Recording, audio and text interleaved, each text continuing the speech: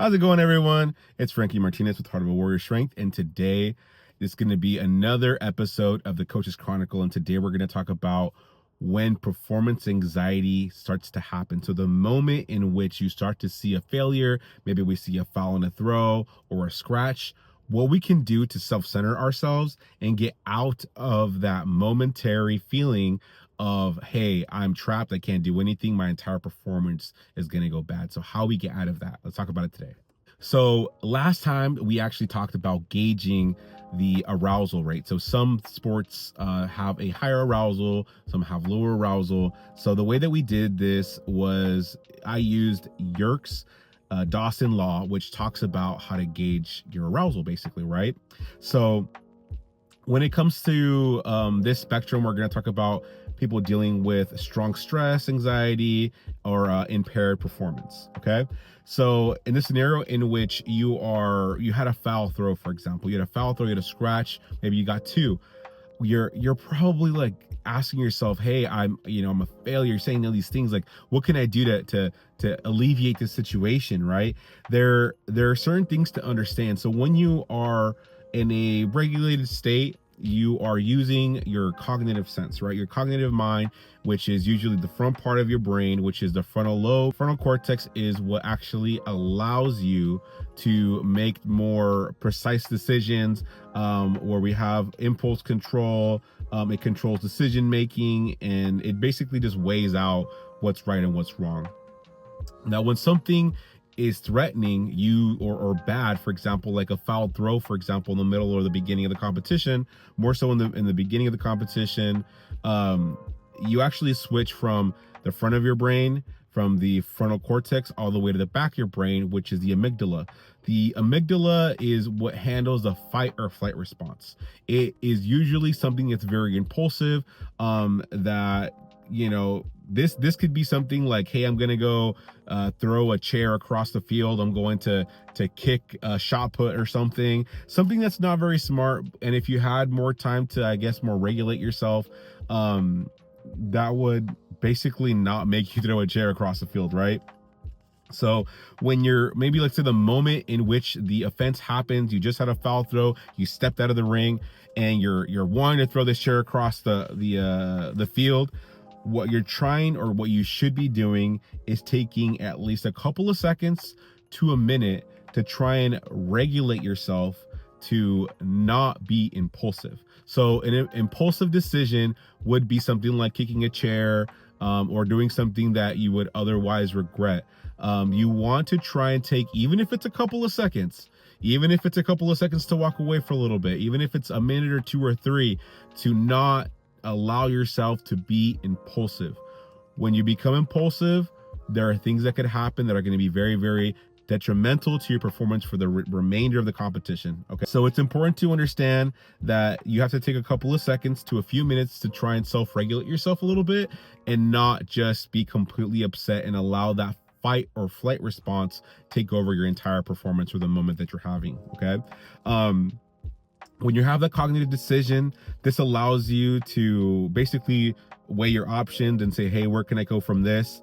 This may take several minutes, maybe in more severe cases, hours or even days, if it's something that's super negative. And usually when it comes to sports performance, it doesn't take a couple of hours to days. It's usually, hey, I need the resolve right now. So a couple of minutes, maybe 5, 10, 15 minutes to resolve the situation, but probably no more than that. But it does take you time to switch off the back of your brain, which is the amygdala, and go back to the frontal cortex. So once you go back and try to engage the frontal cortex, again, it's going to take you a little bit of time, a couple minutes, but it does require for you to pause to consider the consequence, and then it's going to extend your decision-making time. So it's not going to make you just go in the ring and just freeze up, right?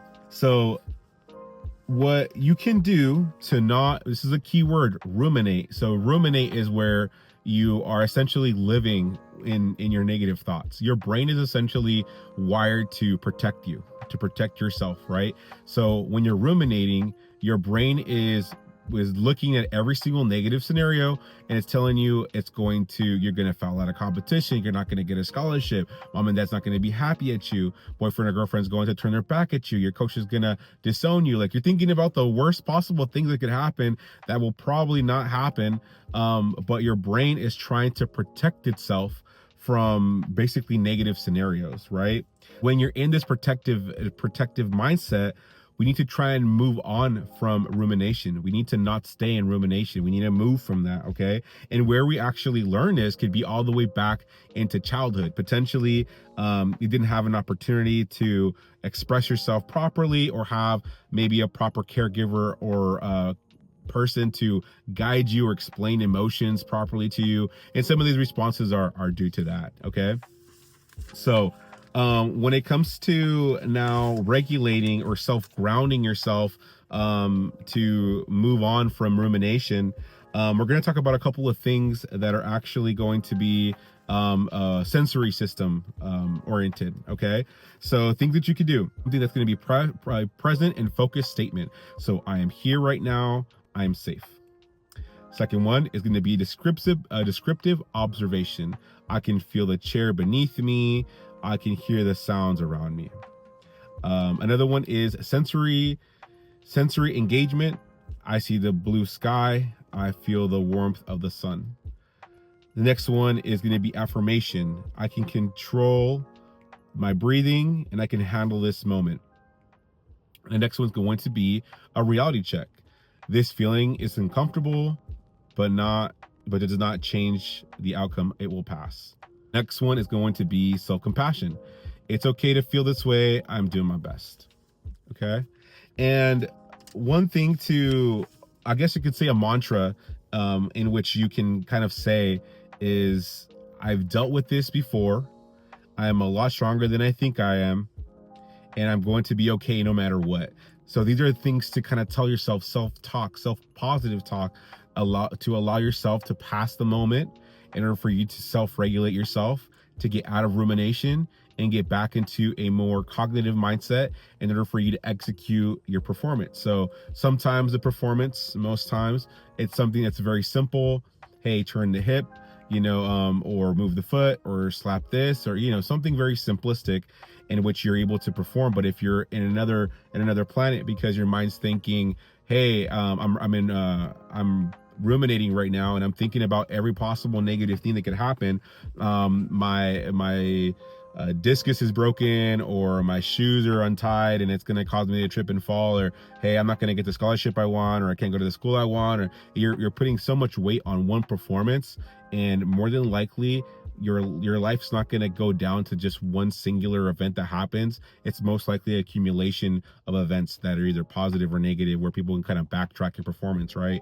And when it comes to just in general performing, it's really imperative that you understand that when it comes to even like coaching, like at the end of the program, there's not a lot a coach can do. When you've done so many reps and sets, the movement that you're trying to learn becomes autonomous. It is no longer something that you have to actively think about. So basically think about it like when you're a baby. When you're a baby, you're trying to learn to walk. Maybe you take one step, two step, and then you fall. You're still trying to form this motor pattern, also known to some people as muscle memory. But after some time, you gain some general strength.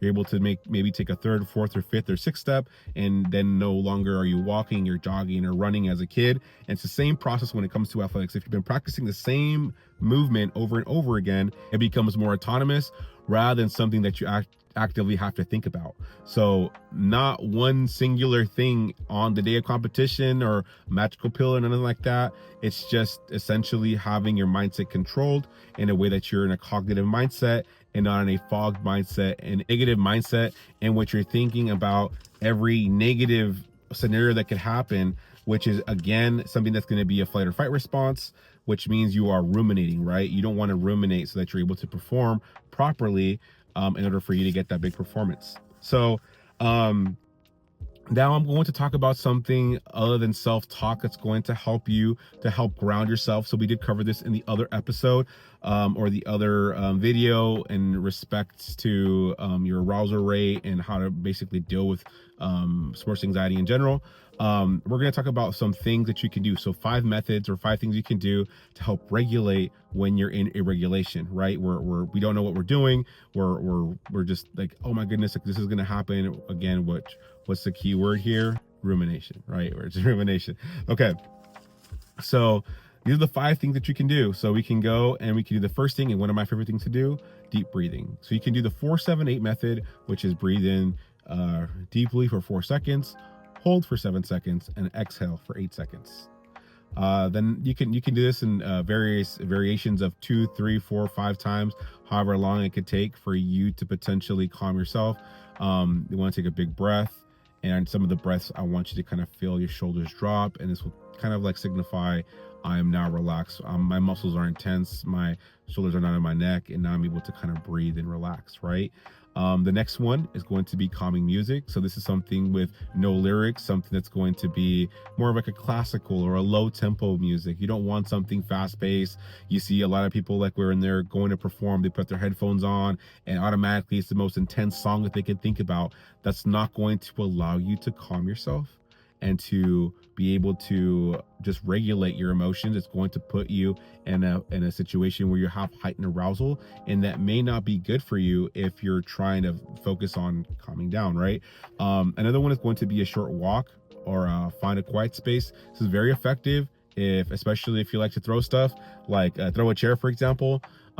Sometimes an area is very charged with energy, especially if you're having a competitor that you have a lot of anxiety on seeing and you're obsessed about how they perform. Walking away for a little bit may be a really good thing. Maybe you even look at the competitors in general.